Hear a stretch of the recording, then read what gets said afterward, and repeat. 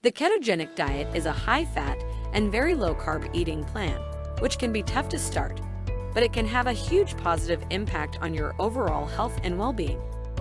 Getting into a state of ketosis means that your body switches from using glucose from carbohydrates as fuel to using fat as fuel.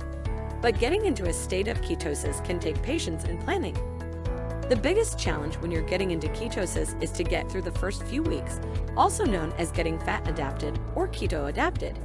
In this video, we will give you 12 practical tips to follow when you are starting the ketogenic diet. If you're looking for a personalized custom keto diet plan with over 1,000 recipes tailored to your macros, then click the link in the description below. Tip number 1. Educate yourself before you start the keto diet. Instead of relying on what your friend or coworker told you about the keto diet, you should do your own research and learn about the diet. It will help you understand how this diet works, and it will also help you in making the right food choices and tracking your macros. Here's a quick summary of what the keto diet is. The goal of a keto diet is to achieve a metabolic state of ketosis. Ketosis is a state in which your body relies on fat for energy, including stored fat, instead of glucose from carbohydrates. To achieve ketosis, you must limit your net carbs, which is total carbs, minus grams of fiber, to as low as 20 grams per day, while also increasing your fat intake. Tip number 2. Know what foods you will eat and avoid on the ketogenic diet.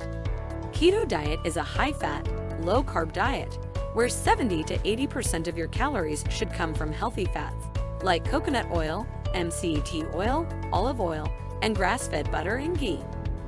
20 to 25% of calories should come from protein from pastured, organic meat, eggs, and seafood, and 5 to 10% from carbohydrates from low-carb veggies.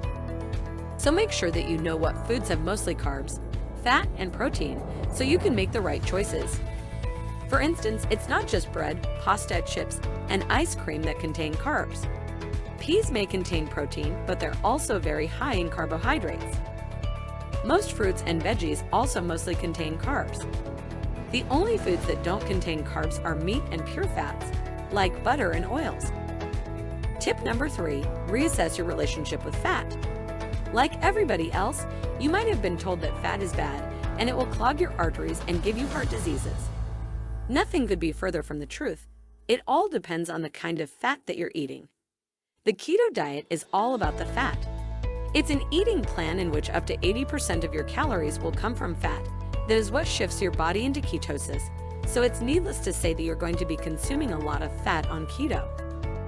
Make sure that most of your fat intake comes from foods that are high in unsaturated fats, which is the good fat. These foods include nuts such as almonds, cashews, peanuts, pecans, vegetable oils such as olive oil and peanut oil, nut butters such as peanut butter and almond butter, and fruits like avocados.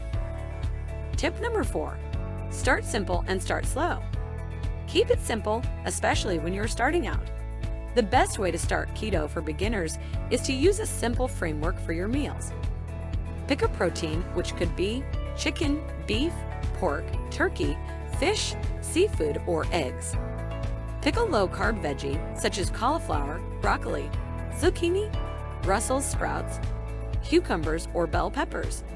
Add fat to it, which could be butter, oil, lard, ghee, cheese, bacon, avocado, mayonnaise, or nuts.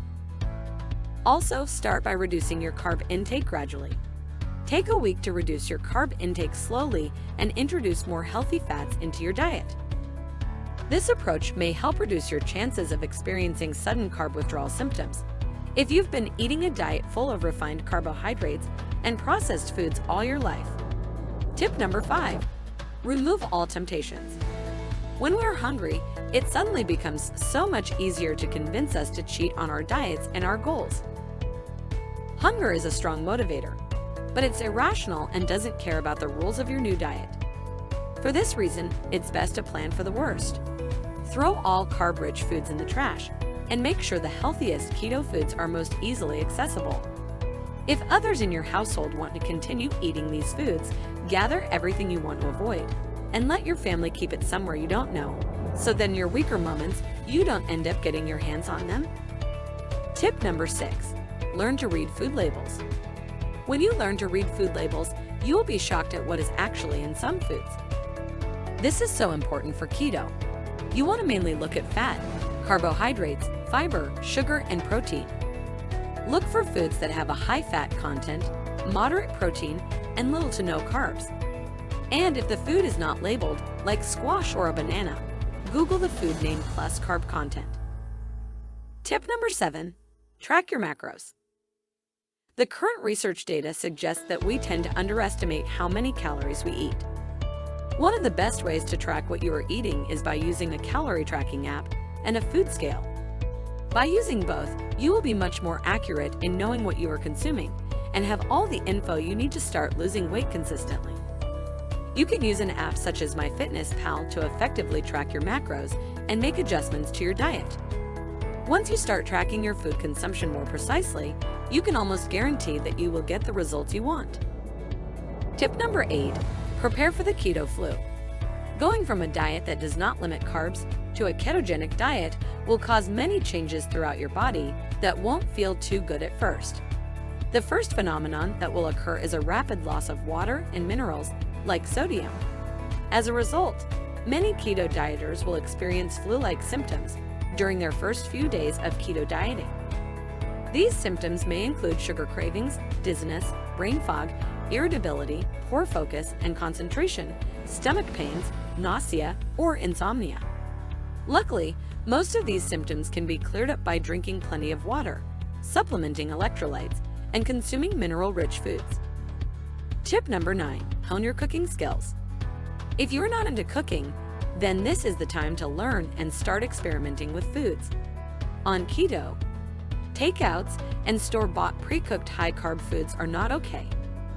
Look at a variety of keto websites and cookbooks to look for keto-approved recipes that you will love. We recommend finding 4 to 5 recipes with foods you know you'll like. That way you will never be standing around wondering what to eat and turn to carbs eventually. Tip number 10, steer clear of eating dirty keto. Dirty keto refers to eating as much low-quality food as you want, as long as you stick to your macronutrient ratios. Dirty keto foods are often made with processed meats and cheeses and very few nutrient-dense foods. While they're technically within keto guidelines, they're terrible for you and you should only enjoy them in small amounts or maybe never. Instead, opt for nutrient-dense, natural foods that will support your system. Tip number 11, plan your meals. Following a meal plan is a great way to stay on track and prevent yourself from succumbing to other food temptations. Buy your groceries and cook food in large batches for the next 3 to 4 days. This way you will always know what you have to eat for all 3 meals of the day. Here are the 4 benefits of meal prepping. It saves you from wasting time thinking about what to cook, reduces the temptation to cheat, it helps you get your portion sizes and macros right, and you'll have more time to focus on other things. Tip number 12, don't change your plan too quickly. The first week of keto is typically when you will lose a tremendous amount of water weight, but after that, weight loss can be unpredictable. Your calorie needs change depending on the day, and the amount you eat will never be exactly the same on any given day either. This will translate to weight loss results that don't follow a strict pattern. You might have some weeks where it seems you haven't lost anything, then you will weigh yourself a week or 2 later and be down 3 to 4 pounds. The key to long-term weight loss is to stick with your plan, be patient, and don't get discouraged. As long as you're losing weight at an average rate of 1 to 2 pounds per week, keep doing what you're doing. If you find that your results have been stalling for over a month, then you will need to make adjustments to your diet and lifestyle so that you can break through your plateau. It's normal to feel a little overwhelmed when you're starting a new diet like keto, but following some of the tips we have discussed will make your journey easier. You'll find it more comfortable to transition into the keto diet if you gradually reduce your carb intake rather than starting strict keto from day 1. Thanks for watching, and don't forget to like and subscribe as we regularly upload videos on keto and weight loss.